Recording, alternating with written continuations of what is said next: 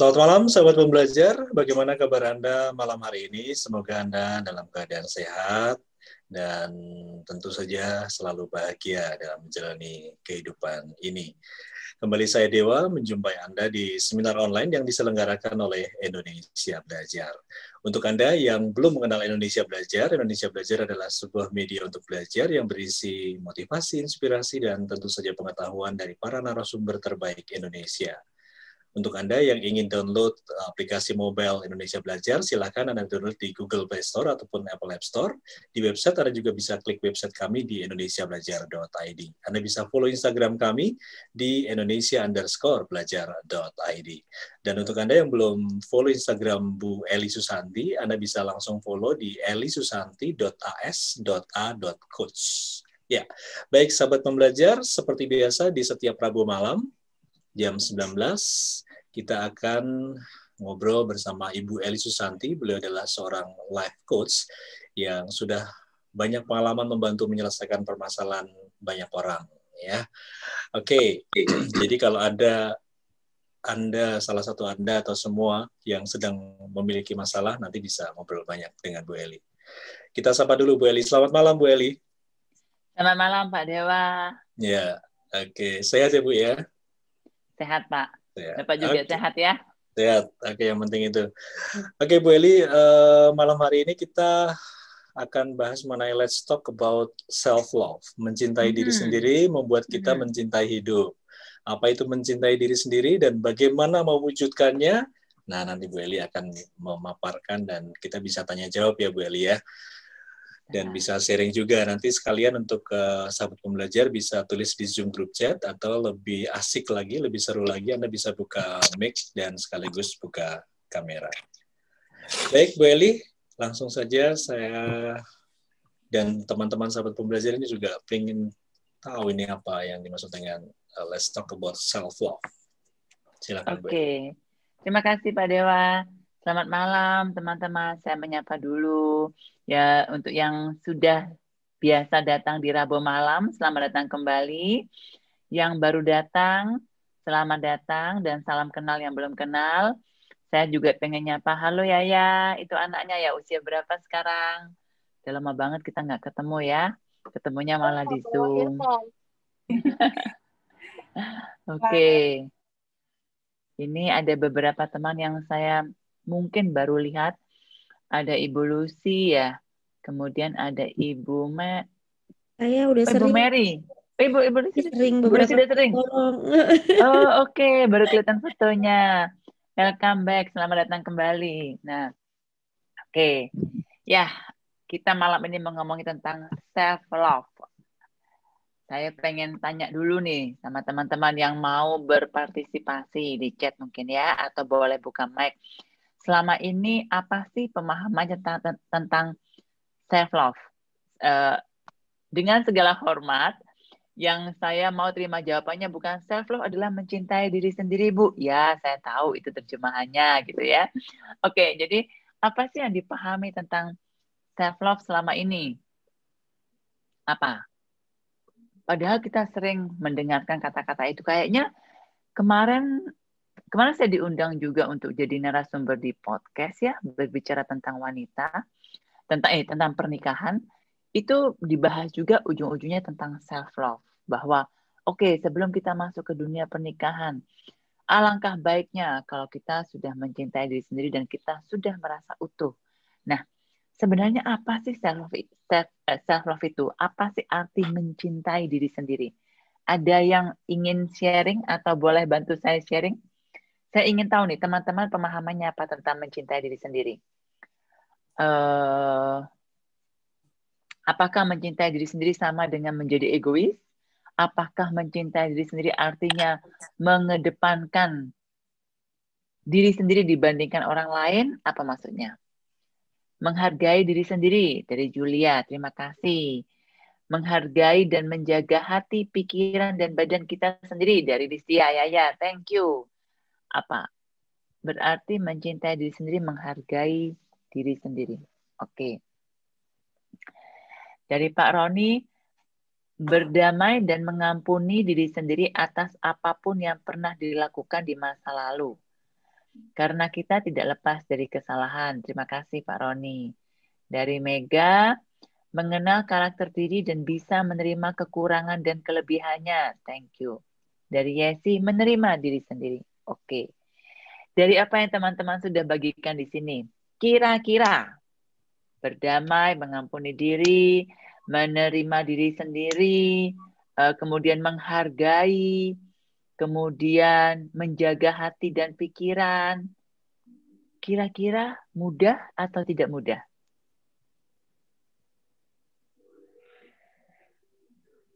Mudah atau tidak mudah? Oke, sambil menunggu. Nggak mudah ya ternyata ya. Ini yang menjawab tidak mudah, Bu. Tidak mudah ya. Kalau mudah topik ini tidak akan ada ya. Jadi gitu. Yes. Kenapa tidak mudah? Padahal lebih mudah mana? Menghargai diri sendiri atau menghargai orang lain? Lebih mudah mana? Saya yakin jawabannya adalah lebih mudah menghargai orang lain, Bu. Kenapa lebih mudah menghargai orang lain? Karena menghargai orang lain itu kelihatan. Ya kan, ada feedback dari orang lain gitu. Menghargai diri sendiri itu tidak kelihatan. Ya. Jadi ya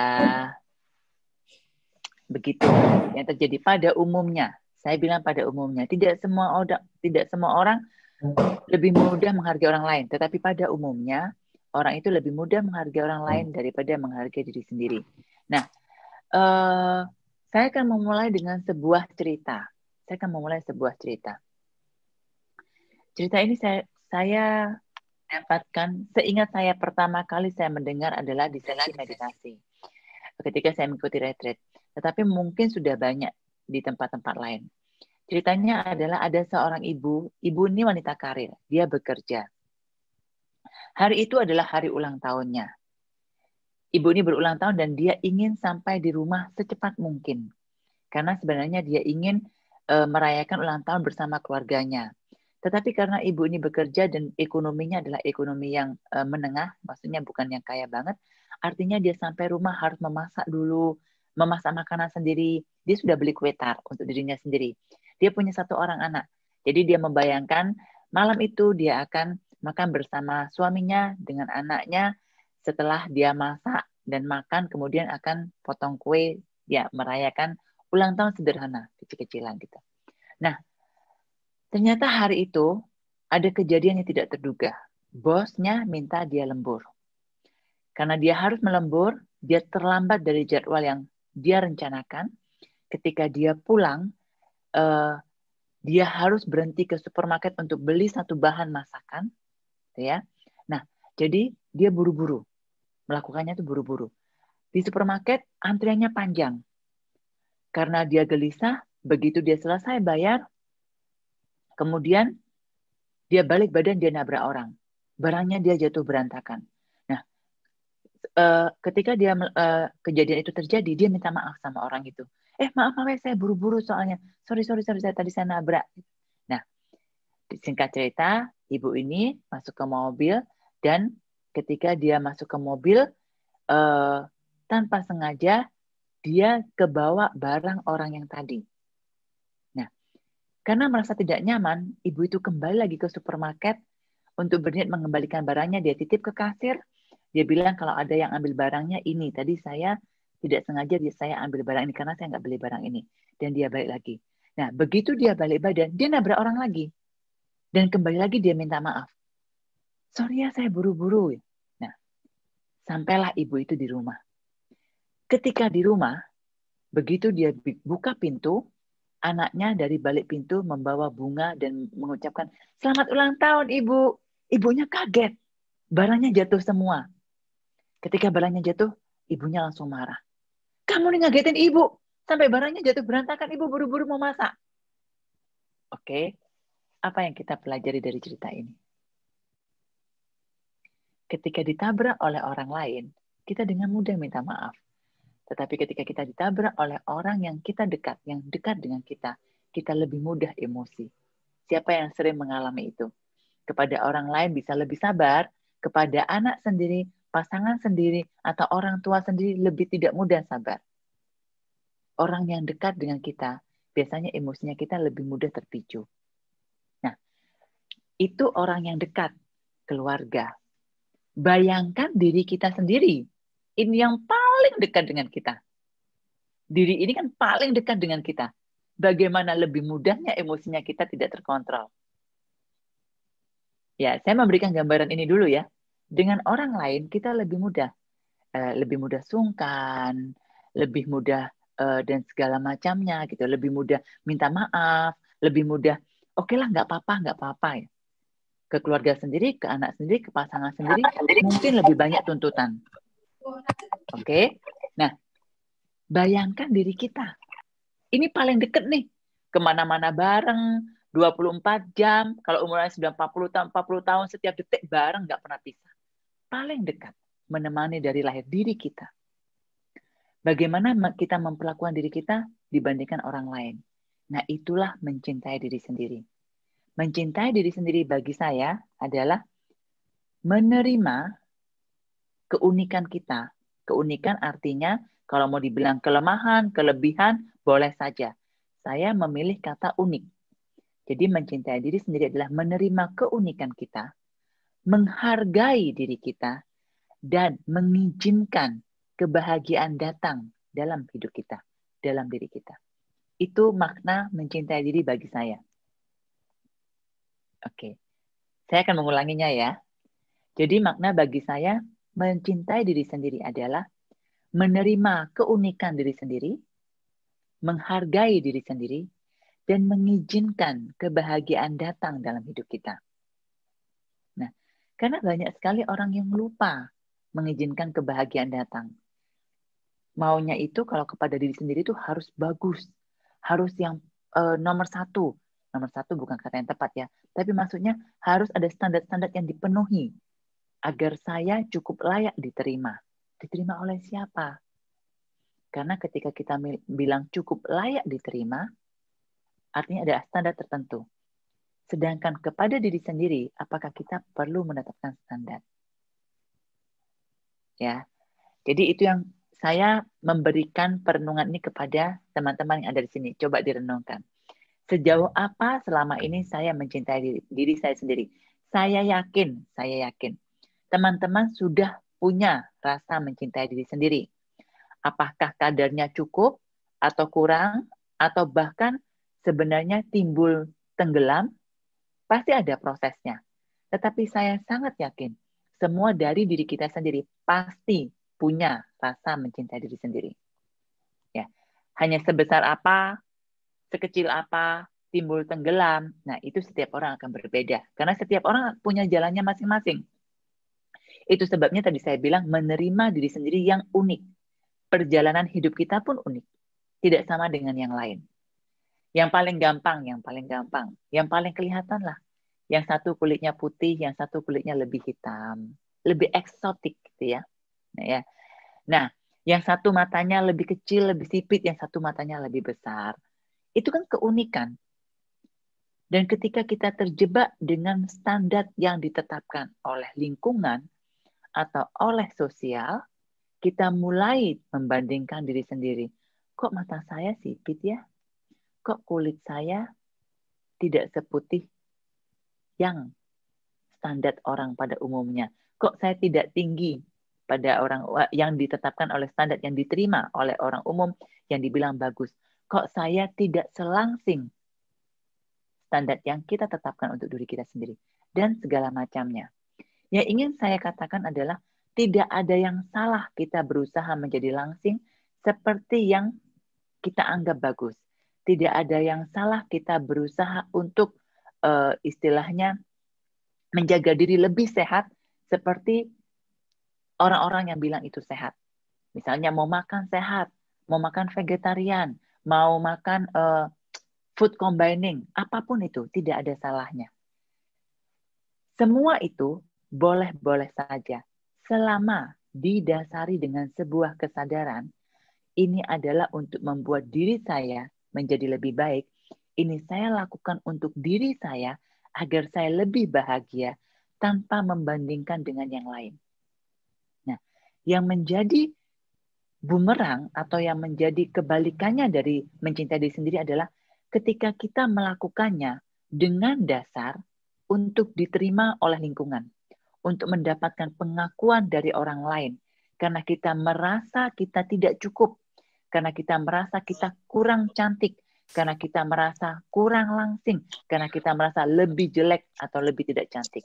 Nah, jadi tindakannya bisa sama. Contohnya, Bu, artinya kalau saya misalnya diet mati-matian, apakah saya tidak menerima diri saya sendiri?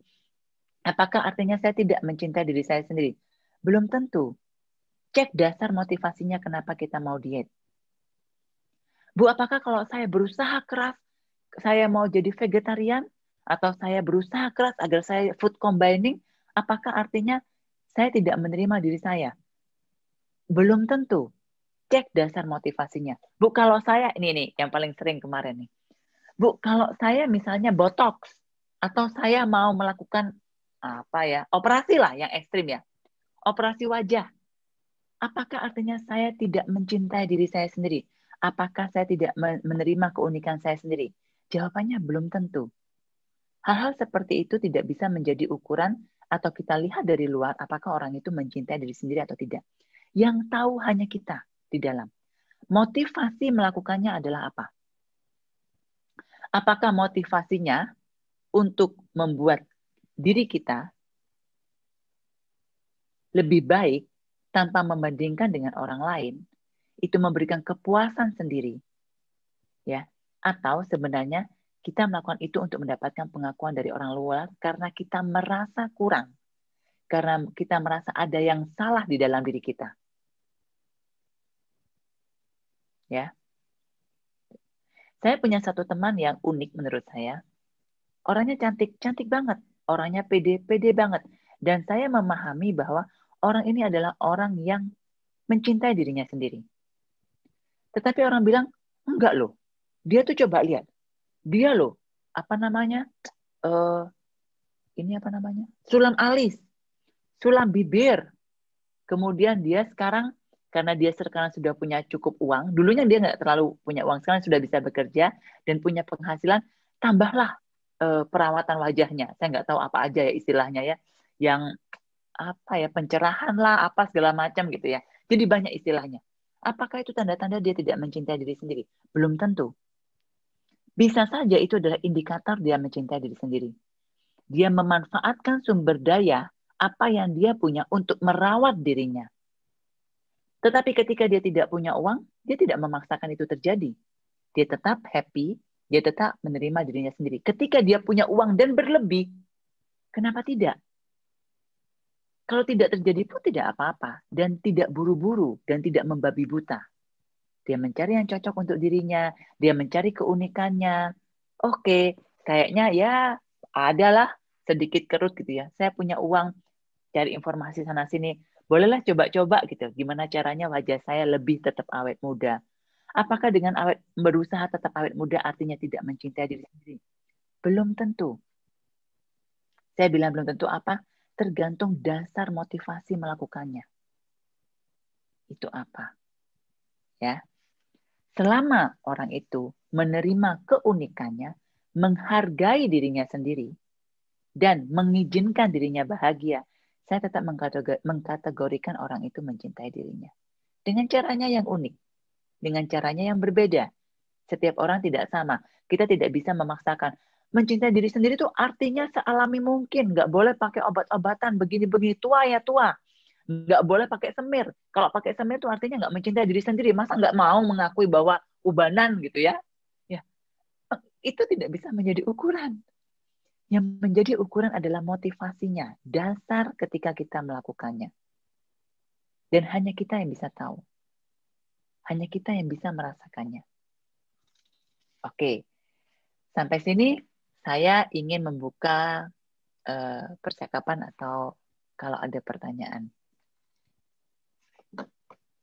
Silakan Pak Dewa.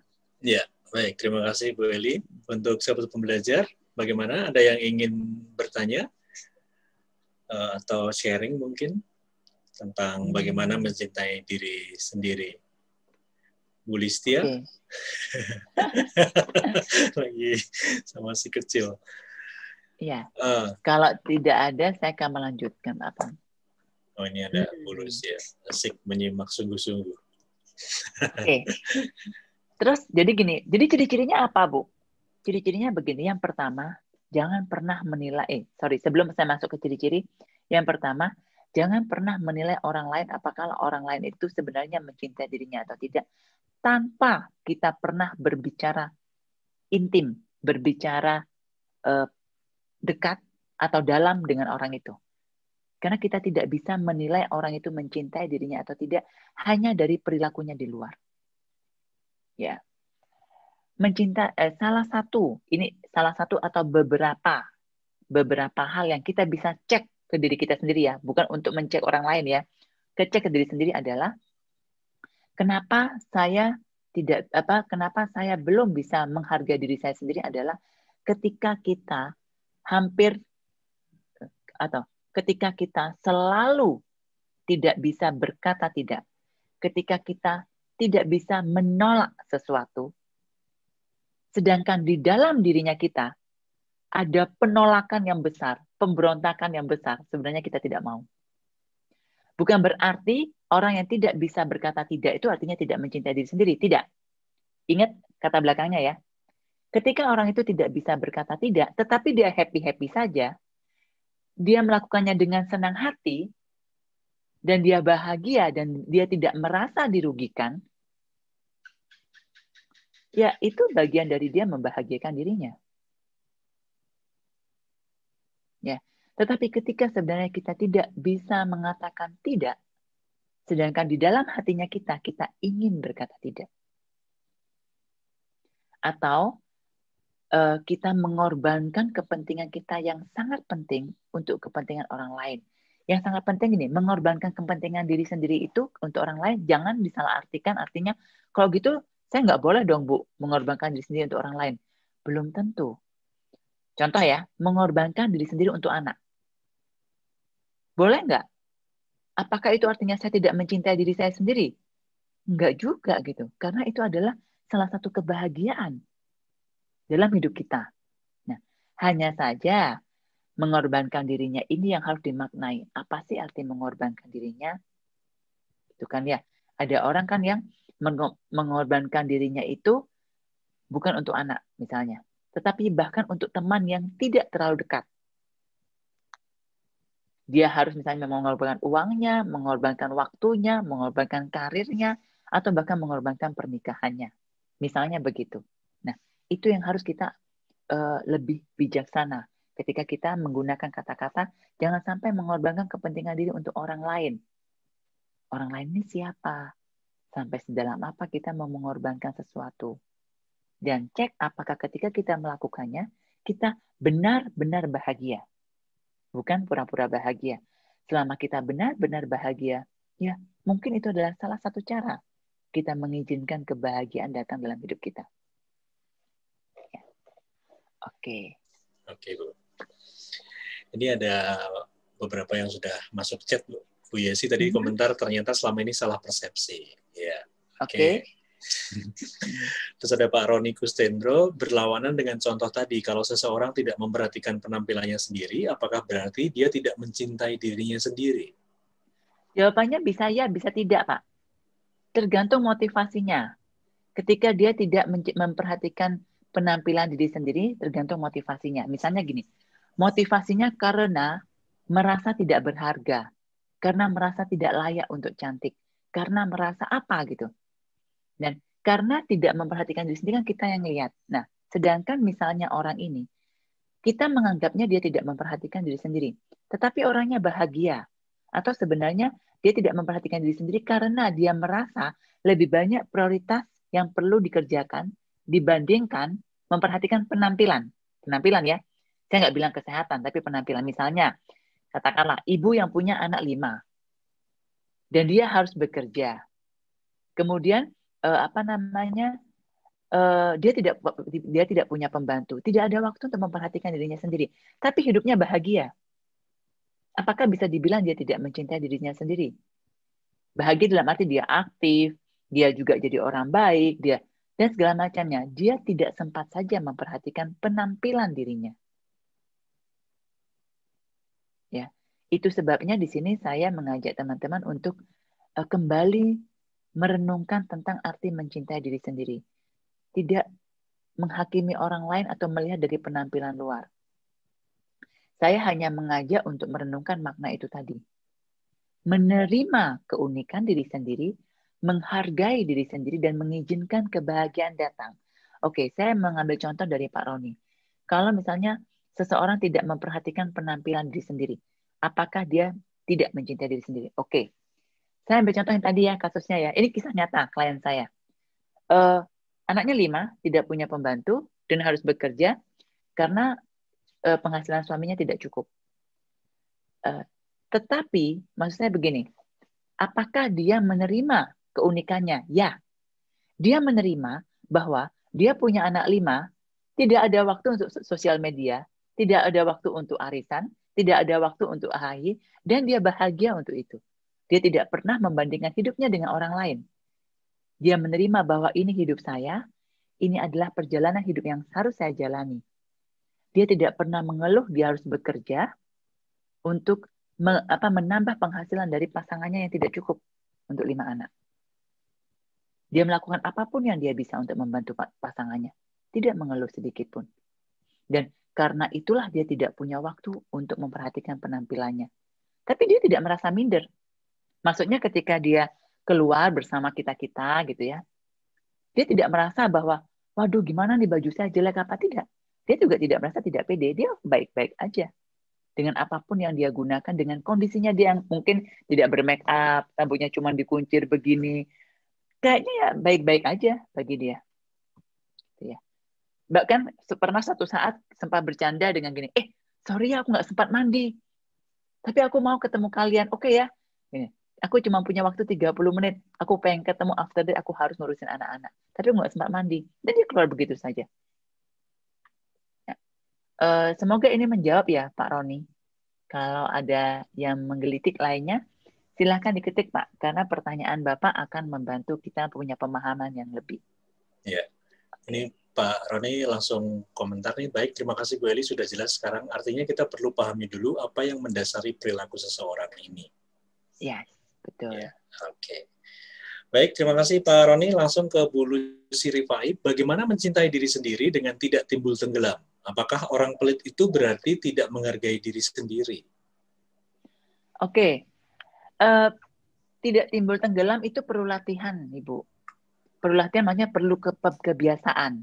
Sama kayak kita naik sepeda lah. Kalau kita belajar sepeda kan pertama bisa, enggak, kadang mau jatuh, kadang enggak. Tapi ketika itu sudah jadi kebiasaan, maka kita akan mulai lancar. Timbul tenggelamnya akan berkurang. Nah, apakah orang pelit berarti tidak menghargai diri sendiri juga belum tentu. Tergantung. Ada yang orang dia menjadi pelit dan dia bahagia loh. Pelit dan bahagia. Nah, ini saya punya pengalaman sendiri. Saya tidak menyebutkannya. Ya, ada orang yang saya kenal lah ya. Uangnya banyak banget, tidak pernah keluar negeri. Uangnya tidak akan habis lah. Mungkin kalau 7 turunan keterlaluan ya. 3-4 turunan nggak akan habis lah gitu maksudnya. Kalau enggak pun tidak bekerja. Uangnya banyak. Tetapi tidak pernah keluar negeri. Kerjaannya hanya bekerja, dan bekerja. Kalau ditanya, apakah artinya dia tidak menghargai diri sendiri? Dia loh bahagia. Serius, saya pernah ngomong secara intim dengan orangnya. Dia bahagia. Dia bilang, enggak, saya enggak pengen sama sekali keluar negeri. Saya tidak merasa ada kepentingan. Hidupnya dia bahagia. Dia menjaga dirinya dengan sangat baik dan sangat teratur. Bangun pagi jam berapa, habis bangun pagi minum apa, minum teh apa, madu hangat. Setelah itu olahraga 30 menit. Sangat teratur hidupnya. Kulitnya bagus banget. Udah maksudnya dalam artian itu secara fisik menurut saya dia menjaga dirinya sangat baik. Dan bahagia. Bagaimana saya tahunya bahagia ketika ngomong, kita akan merasakan bahwa orang itu bahagia atau tidak. Bagaimana dia berdamai dengan dirinya. Bagi dia memang keluar negeri tidak penting. Bagi dia punya uang banyak dan bisa punya tabungan dan bisa punya sesuatu yang membuat dia merasa aman untuk anaknya dan cucunya. Itu kebahagiaannya dia. Dan dia menerima loh, walaupun orang lain bilang, ke luar negeri apa segala macam, jalan-jalan. No, aku tidak suka. Kalau kamu suka silahkan, tapi aku nggak suka. Dan dia tidak merasa minder dengan itu, dan dia tidak merasa ada yang aneh dengan itu. Dia menerima dirinya bahwa memang dia tidak suka jalan-jalan, dia berbeda dengan yang lain. Ya, jadi balik lagi Bu Lucy, pelitnya tergantung. Tapi misalnya begini, orangnya pelitnya tuh sampai dia menderita. Bajunya udah sobek-sobek, bolong-bolong gitu ya. Punya duit banyak tapi nggak pernah mau beli baju gitu maksudnya. Atau sebenarnya dia itu perlu makanan sehat untuk menjaga kesehatannya, tapi karena dia pelit, dia nggak mau beli makanan sehat. Belinya semua makanan yang penting murah. Gorengan yang murah, apa yang murah. Padahal dia perlu menjaga kesehatannya. Nah, itu kan pelit yang berbeda. Jadi tergantung pelitnya apa dulu nih. Ya, itu ya Ibu Lucy. Semoga bisa membantu dan menjawab. Iya. Oke, terima kasih Bu Eli. Saya bacakan selanjutnya Bu ya. Dari Ibu Megawati, mengizinkan diri sendiri bahagia mengapa sulit? Mengapa ada rasa yang ingin menghukum diri sendiri lebih besar daripada mengizinkan diri sendiri? Jika kadang ada hal yang bertentangan dengan belief norma masyarakat. Nah, ini salah satu contoh perasaan. Saya bilang salah satu contoh perasaan di mana mencintai dirinya kita kurang banyak. Ya. Saya tidak bilang tidak ada. Ingat ya Megan, saya bilang nggak ada. Tapi saya bilang kurang banyak. Itu sebabnya mungkin bahkan timbul tenggelam gitu ya. Oh ya, kadang-kadang ketika energinya cukup bagus, bisa mencintai diri, bisa menolak. Tetapi ketika lagi tidak bagus, maunya penerimaan dan dibahagiakan gitu. Nah, kalau ditanya, kenapa sulit? Ya, oke. Karena di sini Mega ini perempuan, saya akan menjawabnya dari sisi perempuan ya. Gini, kita itu perempuan itu sangat unik. Saya pernah membahas ini ketika kita membahas perempuan ya, Pak Dewa ya. Yeah. Ya, tapi saya akan mengulangi. Perempuan itu ketika lahir menjadi seorang perempuan, di perjalanan hidupnya, itu mengalami banyak ketidaknyamanan di dalam dirinya. Dan kita sebagai perempuan itu tidak pernah diajarkan dari kecil, tidak pernah diajarkan bagaimana menerima ketidaknyamanan. Sedangkan ketidaknyamanan itu adalah bagian dari keunikan kita. Maksudnya begini, ketika kita akil balik, yang terjadi adalah menstruasi ya, sakit perut, hormon yang di badan itu bergejolak, tiba-tiba pengen nangis, tiba-tiba tersinggung, pengen marah. Pokoknya yang nggak penting, tiba-tiba kita jadi sensitif. Yang ada kita apa? Kita dimarahin. Jadi orang nggak boleh gitu, sensitif nangisan. Pokoknya kita dimarahi. Sedangkan kita sendiri tidak tahu apa yang terjadi di dalam diri kita. Akhirnya kita menolak emosi itu. Kita menolak diri kita.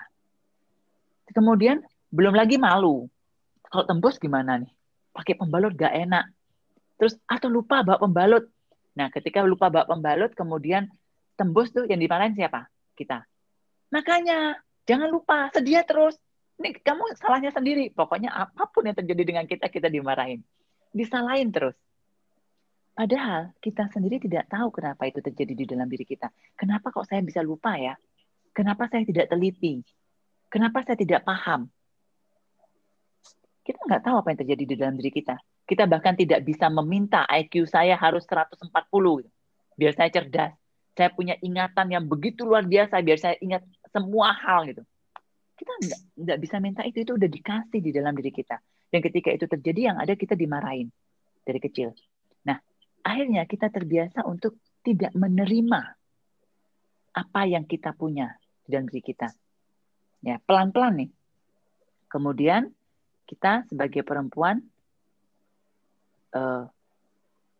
yang hamil setelah having sex, maksudnya making love bersama pasangan, senangnya bareng-bareng, hamilnya perempuan. Oke, sorry saya lupa. Kalau tadi yang laki-laki, akil baliknya itu adalah mimpi basah. Jadi laki-laki itu akil baliknya nyaman di badannya dia. Kenikmatan, kepuasan. Perempuan akil baliknya nggak nyaman. Kemudian perempuan akan hamil. Ketika hamil, laki-laki hanya mendampingi. Tetapi yang membawa kandungan ini dan anak yang akan lahir yang merasakan semua ketidaknyamanan perubahan badan itu adalah perempuan, ya kan? Payudara membesar, sakit, punggung sakit ketika sudah 8 bulan, dan melahirkan penuh ketakutan dan segala macamnya. Jadi sebagai seorang perempuan, saya akan bilang selamat. Anda mengalami perjalanan hidup yang luar biasa dan tidak mudah. Tetapi ketika Anda bisa melampauinya, Anda akan jadi orang yang paling bahagia. Ya. Jadi gini, perempuan itu memang punya keunikan tersendiri, Mega. Jadi kalau misalnya Mega ini terjadi kepada Mega ya, bukan ke orang lain ya, sebagai perempuan, kita memang punya kecenderungan menyalahkan diri sendiri. Kita punya kecenderungan merasa bersalah karena kita dari kecil itu sudah banyak tidak enaknya di badan. Dan kita dibiasakan untuk menolak ketidaknyamanan itu. Seakan-akan rasa tidak nyaman itu adalah hal yang salah. Ya. Begitu. Oke. Jadi ya, kalau mengapa sulit? Jawabannya wajar kalau itu sulit. Mengapa ada rasa ingin menghukum diri sendiri besar daripada mengizinkan atau bertentangan dengan norma masyarakat? Ya, ini mungkin ya berhubungan dengan pola asuh atau belief system yang ada di dalam dirinya Mega. Saya nggak tahu apa. Ya kita harus cari. Ya Mega. Oke. Oke. Semoga Baik. membantu. Semoga terjawab ya, Bu Mega. Saya lanjut ke Pak Hendarto. Membantu orang lain bukan karena tujuan kita untuk bahagia, tetapi karena kita kasihan. Kalau nggak ditolong, dia akan sengsara. Jadi gimana, Bu? Soalnya ada kontradiksi. Begini, Pak. Ada yang namanya pilihan. Jadi, salah satu ciri-ciri ketika kita mencintai diri kita adalah ketika kita memilih sesuatu, kita mau menerima konsekuensinya. Mungkin konsekuensinya belum tentu enak buat kita, tapi kita mau menerima konsekuensinya. Dan kita berbesar hati untuk menerima konsekuensinya. Artinya kita mengizinkan diri kita salah. Itu adalah salah satu ciri-ciri kita mencintai diri. Jadi kalau misalnya Bapak bilang, membantu orang lain karena kasihan, Bu. Tapi sebenarnya kalau nggak ditolong dia sengsara. Jadi gimana dong, Bu? Nah, pertanyaan saya begini. Ketika Bapak membantu orang itu, kan ada konsekuensi nih, kontradiksi yang terjadi. Misalnya, Bapak harus kehilangan uang, atau tabungan Bapak berkurang, atau waktu Bapak bersama anak harus dikorbankan, atau apa? Artinya ada yang harus Bapak berikan, Bapak bisa terima nggak konsekuensinya? Apakah Bapak bisa terima tabungan berkurang? Apakah Bapak bisa terima bulan ini nggak bisa beli handphone baru karena membantu orang itu? Nah, ketika kita bisa menerima konsekuensinya, ketika kita bisa menerima kontradiksi yang terjadi, dan kita tidak apa-apa dengan itu, mungkin tidak nyaman, tidak membuat kita bahagia, tapi kita bisa terima konsekuensinya. Itu salah satu bentuk kedewasaan mental dan salah satu bentuk kita mencintai diri kita. Nah, cuman begini Pak, kalau misalnya udah bantu nih, setelah bantu, wah menyesalnya terus-terusan. Kenapa ya saya bantu ya? Mestinya nggak usah ya. Saya tuh cuma kasihan. Tapi terus aja menyesal. Nah, itu lain cerita, Pak ya. Ya. Semoga menjawab ya, Pak Hendarto. Oke, baik. Terima kasih, Bu Eli. Terima kasih, Pak Hendarto. Ada Bu Febriati Puspasari. Apakah mungkin saat kita mencintai diri sendiri, egonya pun akan mulai bertumbuh? Mungkin. Ada yang bilang, apakah mencintai diri artinya kita egois, Bu? Ego? Jawabannya mungkin. Mungkin. Biasanya, tahap awal ketika kita belajar mencintai diri sendiri, maka ego kita akan mulai muncul. Dan kalau kita tidak hati-hati, perjalanan mencintai diri sendiri ini, itu akan jadi bumerang. Karena kita akan menjadi orang yang tidak peduli, kita menjadi orang yang sangat egois, kita menjadi orang yang tidak penuh cinta kasih. Ya, itu sebabnya makna mencintai diri sendiri saya tidak pernah mengambil makna adalah mendahulukan kepentingan kita dibandingkan orang lain, tidak. Makna mencintai diri bagi saya adalah itu tadi. Menerima keunikan diri, keunikan itu bukan cuma badan ya. Seluruh kejadian dalam hidup kita, bahkan perjalanan hidup kita. Apakah kita harus single? Apakah kita harus menjadi duda, janda? Apakah kita harus hidup tanpa anak? Apakah kita harus hidup dengan 10 anak? Apakah kita harus hidup menikah dan hidup bersama mertua? Apapun itu, ya, artinya menerima diri, menerima keunikan diri kita, dan semua kondisinya, menghargai diri kita, tidak menyakiti diri, kemudian mengizinkan kebahagiaan datang. Oke, itu aja direnungkan. Ketika teman-teman, apakah saya mencintai diri ya? Kalau misalnya makna ini cocok, silahkan dipakai. Kemudian ketika mempertanyakan sesuatu, kalau saya kayak gini, apakah saya mencintai diri? Coba direnungkan, apakah saya menerima keunikan saya? Apakah saya cukup menghargai diri saya? Apakah dengan ini, dengan saya membantu orang lain, karena saya kasihan, apakah saya mengizinkan kebahagiaan datang dalam hidup saya? Itu direnungkan. Nah, balik ke sini, tadi kalau misalnya ego muncul, biasanya tahap pertama, ego akan muncul. Setelah itu, jangan berhenti berproses. Nggak apa-apa, karena ini adalah proses perjalanan. Dan ini adalah bagian dari kita menerima keunikan kita. Bahwa dalam proses awal, egonya muncul. Begitu ibu sadar bahwa ego saya muncul, berproseslah untuk menjadi punya kesadaran yang lebih baik. Artinya apa? Egonya tidak apa-apa, tetapi kesadaran ini tidak dipengaruhi oleh ego. Artinya kesadaran ini bisa menggunakan ego kita untuk menjadi hal yang baik. Ego itu adalah salah satu keunikan kita loh yang perlu kita terima. Nggak perlu diusir, nggak perlu dihilangkan, nggak perlu dibuang. Hanya perlu belajar berproses dan terus bertumbuh memiliki kesadaran yang lebih baik agar ego kita bisa kita fungsikan untuk kebaikan. Ya. Okay. Semoga membantu. Ya. Oke, terima kasih Bu Febri, terima kasih Bu Eli, dan ada Bu Julia nih. Bu, bisakah diberi contoh cara membahagiakan diri sendiri? Oke, cara membahagiakan diri sendiri. Setiap orang caranya unik ya.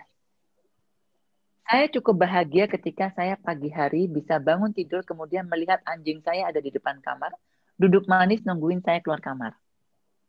Saya udah bahagia banget gitu. Wah, dan saya mengizinkan bahagia.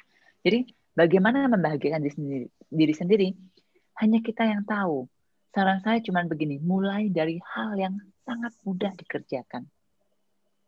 Mulai dari hal yang bisa kita kerjakan sendiri. Saya juga bisa bahagia dengan mandi air panas, shower berlama-lama. Dengan menggunakan sabun yang harum dan aromaterapi. Itu saya sudah bahagia banget gitu. Wah, enak banget rasanya menyamankan diri. Nah, jadi bagaimana membahagiakan diri? Caranya begitu. Cari sesuatu yang bisa kita suka. Jangan ngomong bahagia dulu deh.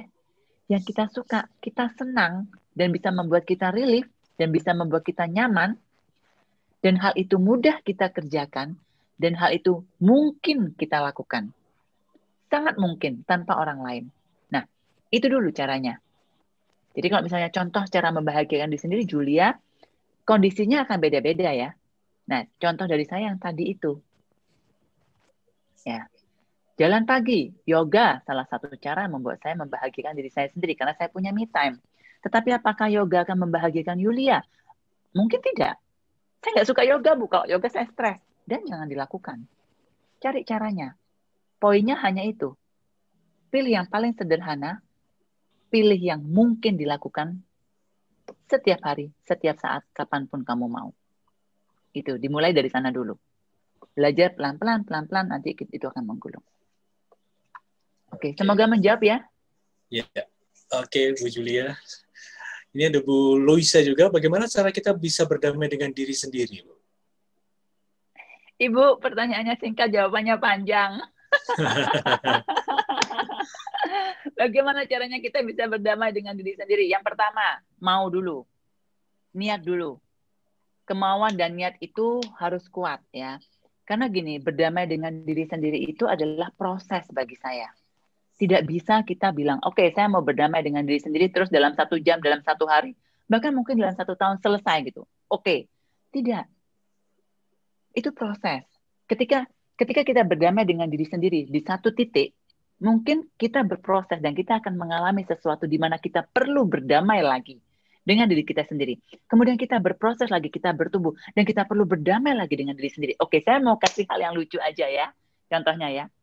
Kalau dulu waktu kecil, kita perlu berdamai dengan diri sendiri ketika kita mungkin dibilang pendek.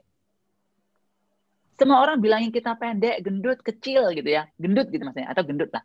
Dan kita perlu berdamai dengan itu. Misalnya begitu. Dan beranjak dewasa, kita tahu dong ngerti gimana caranya kita langsing.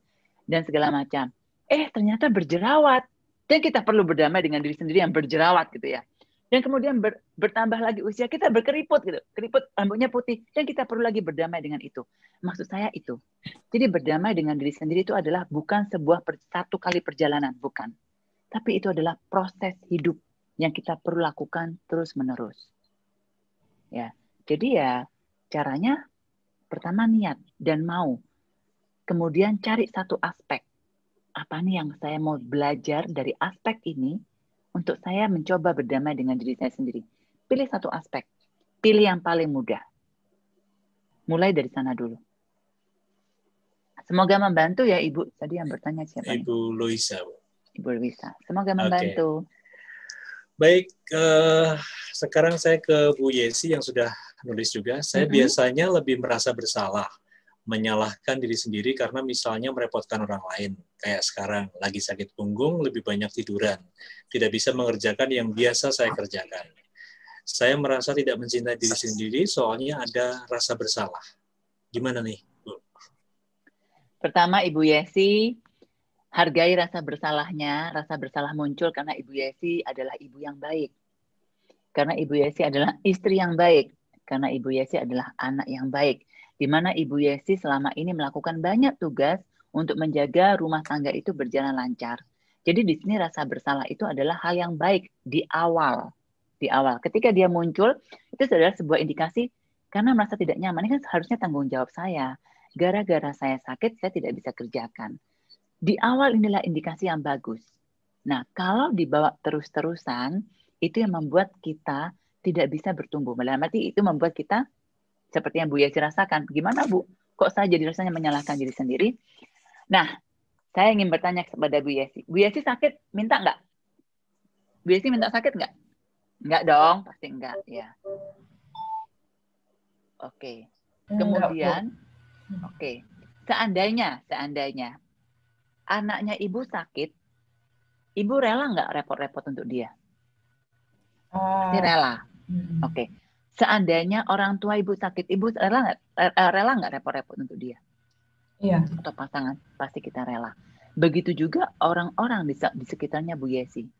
Mau itu anak, mau itu pasangan, mau itu juga orang tua. Mereka pasti dengan senang hati rela melakukan apapun untuk Bu Yesi untuk membantu karena Bu Yesi sedang sakit.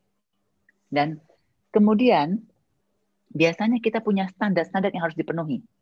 Rumah harus bersih setiap saat, gitu kan ya. Kalau saya sakit, rumahnya jadi nggak bersih, Bu. Anak harus makan sehat setiap hari. Karena saya sakit, saya nggak bisa masak, Bu. Ya. Nah, di sini Ibu Yesi hanya perlu memberikan sedikit ruang untuk anak-anak belajar tentang makanan yang tidak sehat. Untuk kita melihat rumah yang tidak bersih. Ya.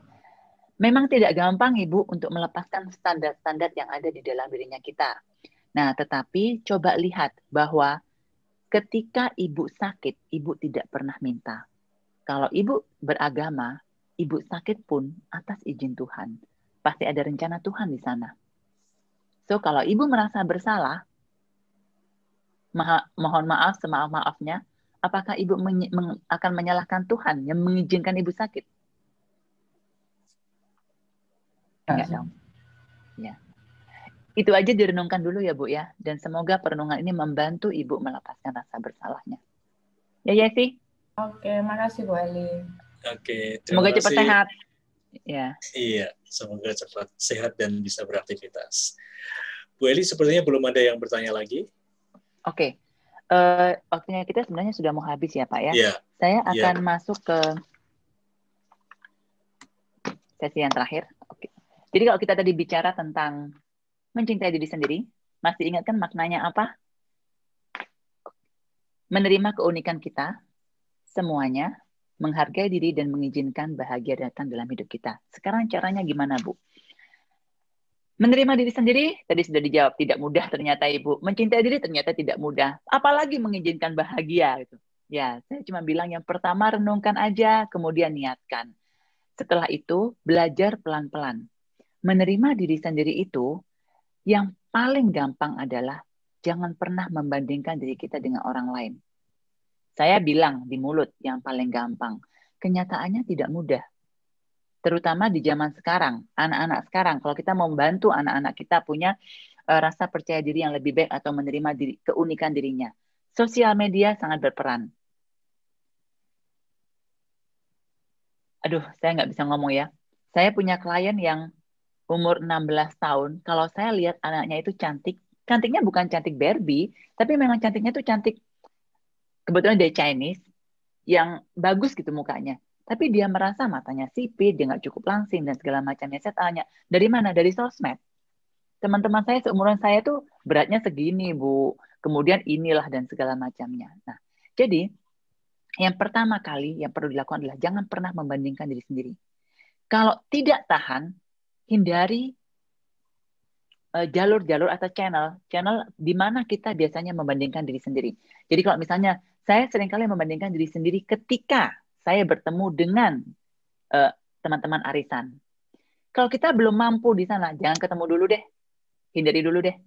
Saya sangat suka, Bu, dan terjadi otomatis. Karena ini memang perlu latihan ya.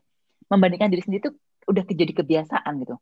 Ketika saya melihat Instagram, si A, si B, si C. Stop dulu deh, jangan lihat dulu deh. Lakukan hal dulu, yang lain dulu. Bahagiakan diri dengan hal kecil dulu. Kalau memang belum punya kemampuan untuk tidak membandingkan diri. Yang kedua adalah yang bisa kita lakukan, menulis hal-hal positif dalam hidup kita. Hal-hal positif bukan hanya fisik, bukan hanya kepribadian kita, tetapi apa yang kita terima dalam hidup. Ya, kemarin saya ada satu klien yang dia panik dan dia merasa stres karena income-nya turun 70%. Tapi masih untung. Ya, misalnya ya, angka gampangnya 100 juta untungnya. Kali ini untungnya itu sudah 1 tahun cuma 30 juta. Turun 70%, tapi masih untung, bukan rugi loh ya. Dan saya cuma bilang begini, salah satu yang saya bicarakan adalah bagaimana kita bisa melihat diri kita jauh lebih baik daripada orang lain. Sederhana, bangun tidur, duduk dulu, jangan keburu bangun, buka mata atau duduk, lihat, rasakan nikmatnya ranjangnya kita. Enaknya AC yang kita pakai. Kita punya bantal, kita punya guling, peluk erat-erat gulingnya bantal yang kita suka, selimut yang kita suka, dan ucapkan terima kasih. Saya masih ada di ranjang yang enak untuk saya tidurin. Saya masih ada tempat untuk tidur. Itu salah satu cara untuk belajar menerima diri sendiri, artinya mensyukuri apa yang kita punya. Hal positif apa yang kita punya. Kalau bisa mau ditulis silahkan. Caranya masing-masing. Mau ditulis boleh, mau direnungkan boleh, mau berdiskusi boleh. Mau direkam suaranya juga boleh. Mana yang cocok untuk Anda. Ya. Kemudian izinkan diri kita melakukan kesalahan dan melakukan keteredoran dan bahkan izinkan diri kita merasa bersalah. Ya sih ya. Tidak apa-apa kok merasa bersalah. Tidak apa-apa juga kita katakanlah gini, waduh saya melanggar janji Bu, saya menyakiti hati si A, si B. Enggak apa-apa, kalau sudah terjadi, karena kamu tidak berniat, sudah terjadi. Bukan dengan sengaja ya. Kalau dari awal itu hal yang berbeda. Oh saya sengaja mau nyakitin hatinya ya Listia gitu. Itu berbeda. Tetapi ketika sesuatu terjadi dan saya tidak sengaja melakukannya, dan ternyata saya menyakiti hatinya Listia, tidak apa-apa juga, itu sudah terjadi. Diterima bahwa saya menyakiti dia dan apa yang harus saya lakukan? Saya datang untuk minta maaf. Dan tidak apa-apa, tidak menjadi orang yang sempurna. Contohnya itu ya. Mudah? Tidak mudah.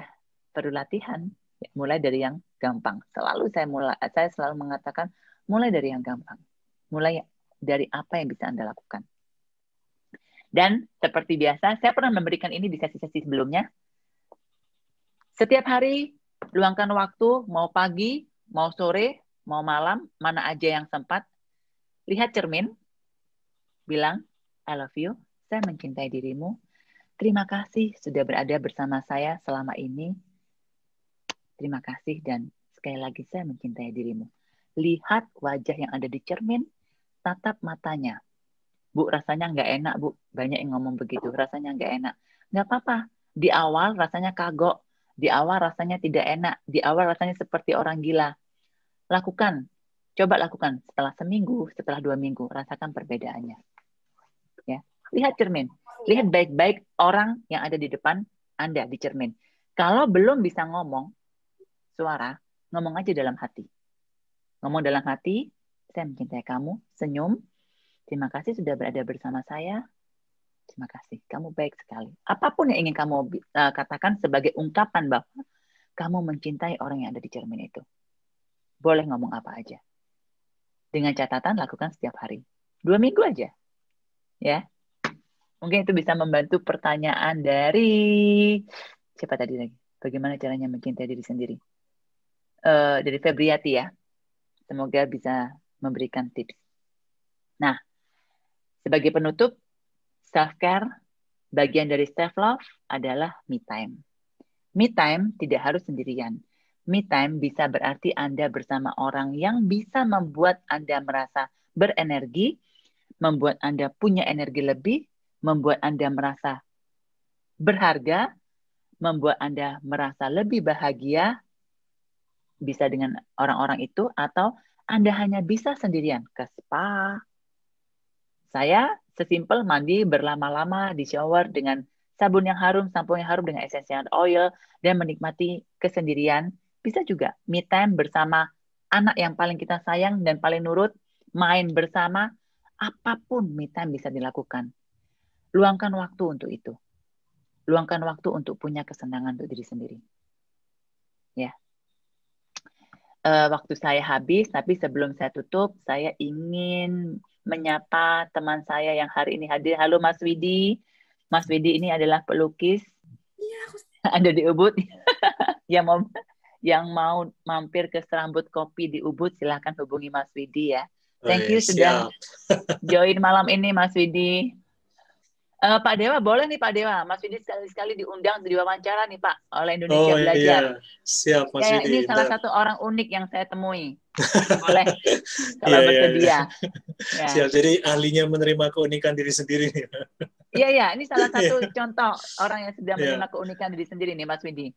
Ya, jadi boleh diwawancara Pak. Oke, salam kenal Mas Widi. Oke. Itu dari saya, teman-teman. Semoga membantu, semoga memberikan inspirasi dan menambah kadar mencintai diri sendiri ya. Kalau ada salah atau hal yang tidak nyaman, saya pastikan Anda salah dengar ya, bukan dari saya. Oke. Baik, terima kasih Bu Eli atas inspirasinya malam hari ini, yang pasti kita akan lebih mencintai diri kita sendiri ya. Tapi tidak mudah, tapi tetap harus dicoba. Sekali lagi terima kasih Bu Eli, terima kasih untuk sahabat pembelajar yang sudah join dan yang sudah sharing atau bertanya tadi. Semoga ini sangat bermanfaat untuk kita semua. Saya tutup dulu sebelum kita buka kamera semuanya untuk foto bersama ya. Oke, salam sukses luar biasa, stay healthy.